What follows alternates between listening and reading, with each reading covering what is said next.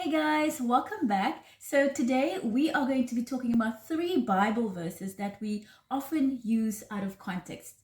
Yes, when we read the Bible, every single passage in Scripture, every single chapter, every single verse has its own context, right?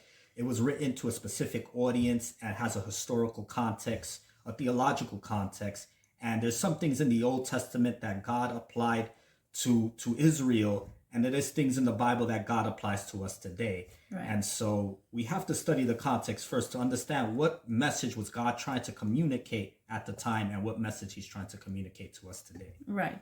Okay, so the first verse we're going to tackle is a very popular one, Jeremiah 29:11, that says, For I know the plans I have for you, declares the Lord, plans to prosper you, not to harm you, plans to give you a hope and a future. So how do we often use that verse out of context, and what is the true context? Well, yes, this is a very popular verse. It almost just became a cliche. I mean, you see it in posters and billboards and car bumper stickers and stuff. And the mistake here is focusing on the word prosper, right? In our setting today, when we think about prosperity, we think about mansions and luxury and living like the royal family. And so we take it out of context in the sense that we think that every Christian is supposed to have material wealth, that's what God is going to promise every single Christian. And that's not necessarily the case.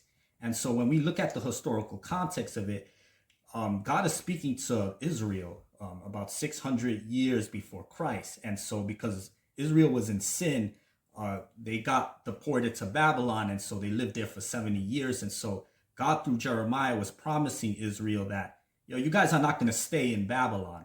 You're going to come back to your home nation, and God is going to give you blessings after he restores you.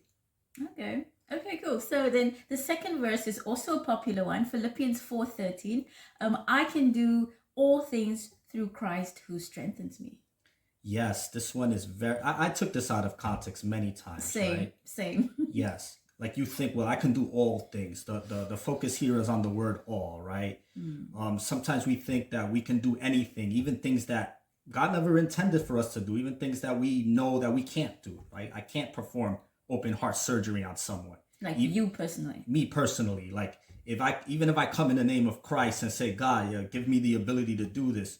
No, God didn't equip me to do that. He would have sent me to medical school to do that. And so when we look at the context, Paul is writing this under heavy suffering. I mean, he's in prison for preaching the gospel. And so because he was preaching the gospel, he was going through hardship. And so he lists out how he was content in all circumstances. There were times that Paul was hungry. There were times that Paul was sick. There were times that Paul didn't have anything. And so God was able to kind of bless him and allow him to feel content. And so the secret to living through difficult circumstances is to trust the God and to obey him, basically. All right. Yes. Okay. And then the third one, also a popular one, Proverbs 18:21. Death and life are in the power of the tongue. Yes, this one more is on the doctrine of like the prosperity gospel, name it and claim it, right? Yeah. The teaching is that we are all little gods, and because we are little gods, our words have creative power to do what we ask them to do. And so they'll teach that if you say positive things, you're going to be wealthy and healthy and rich. And if you say negative things, well, you're going to be sick, poor, and you might end up dying at a time that you don't expect. Yeah, kind of limiting God, like taking all the power upon ourselves. Yeah. Like it undermines the sovereignty of God. Right. It undermines that only God has the power to create things. God has power to control the events in life.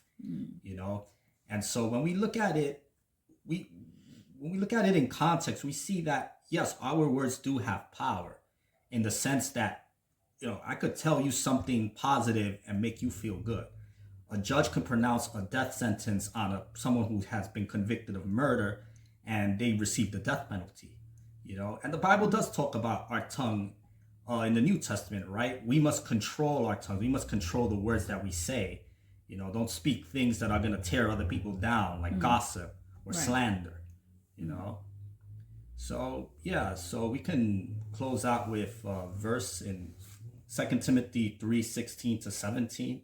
I love this verse because it proves that every word in scripture is inspired by God, right? So it says, all scripture is breathed out by God and profitable for teaching, for reproof, for correction, and for training in righteousness, that the man of God may be competent, equipped for every good work. Great, there you have it. I hope you guys learned something. If there's any verse that you can think of that we often use out of context, please let us know. Please comment, and we are going to see you guys in the next video. Ciao.